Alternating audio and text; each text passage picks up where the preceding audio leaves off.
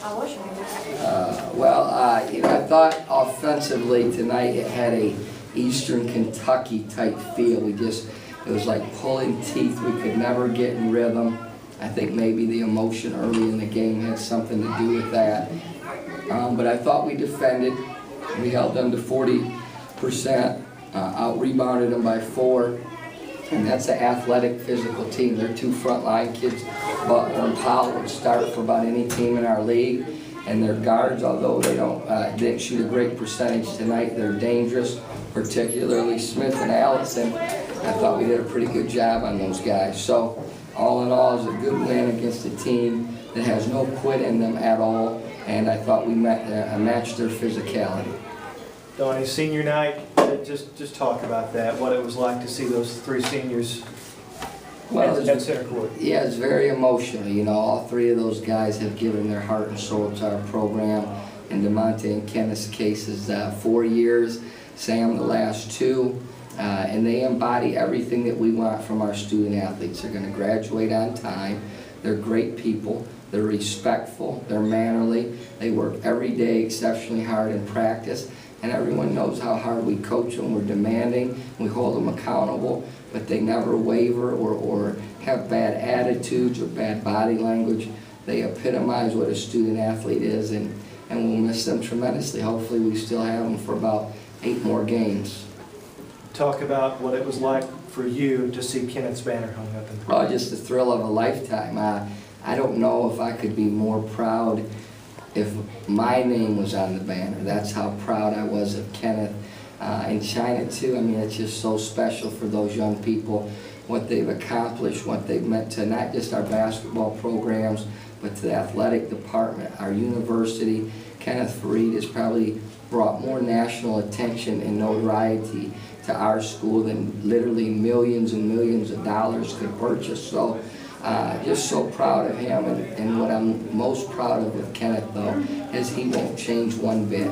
He'll continue to be the humble, hard-working, appreciative young man that he is.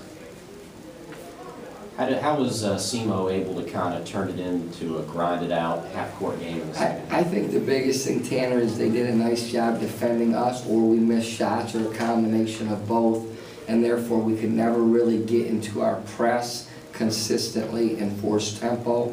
It was more of a half-court game, which was to their liking. We would have rather got up and down a little bit more, particularly on our home floor, and by us not making shots, and you have to credit their defense, we weren't able to set the press. Coach, you've got some positive momentum going now. You've won a couple games in a row. You're looking good. Talk a little bit about this 4-game stretch here heading into the OVC tournament. Well, it's a brutal stretch. You know, we go to Eastern Kentucky, who's playing about as good as anyone in our league. He's already beaten us once. We go to Indiana State, a very, very good Missouri Valley team. And then we go to Murray State, who's winning our league, and UT Martin, who will be fighting to get in the tournament still. So all 4 games, we're going to get everyone's best shot. It's kind of like the way we ended the season 2 years ago. We were playing well. We went 0-4 against quality opponents, all on the road. And the end result was we got hot and won the tournament. So I hope not to lose all 4, trust me.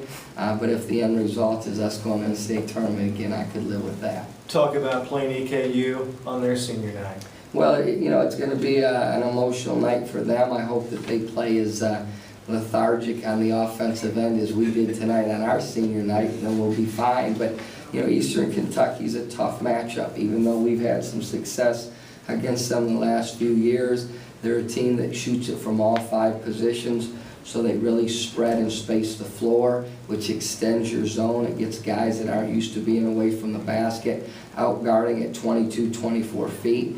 And then they do a nice job in their 1-3-1 of taking away some different things, particularly with us, post opportunities for Kenneth. So it's a tough matchup. It's going to be a physical game.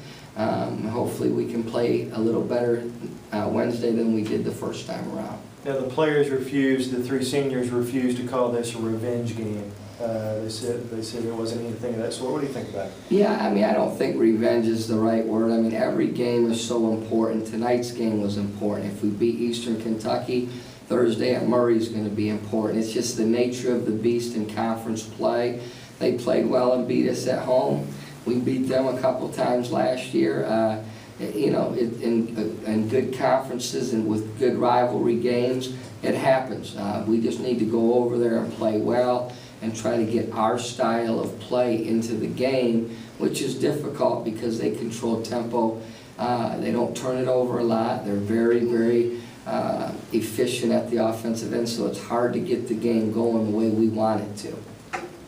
Coach, it's this time of year and really the past couple of weeks every year where your teams really start to peak and reach their full potential. Where do you see this team at right now? Well, I think we're playing well. I mean, you know, you think about it. We've won 13 of our last 15 games, and the only 2 we lost were at Eastern Illinois.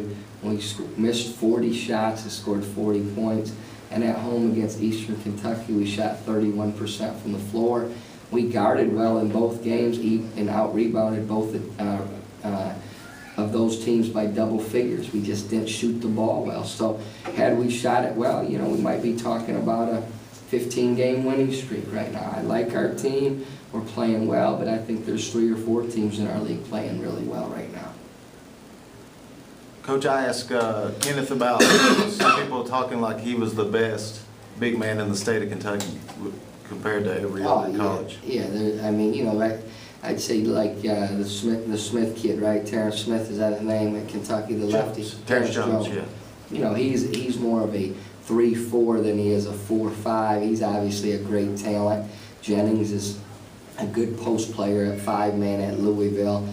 But there's not a better post player than Kenneth Freed in the state. That's not being egotistical or anything else. He's just that good.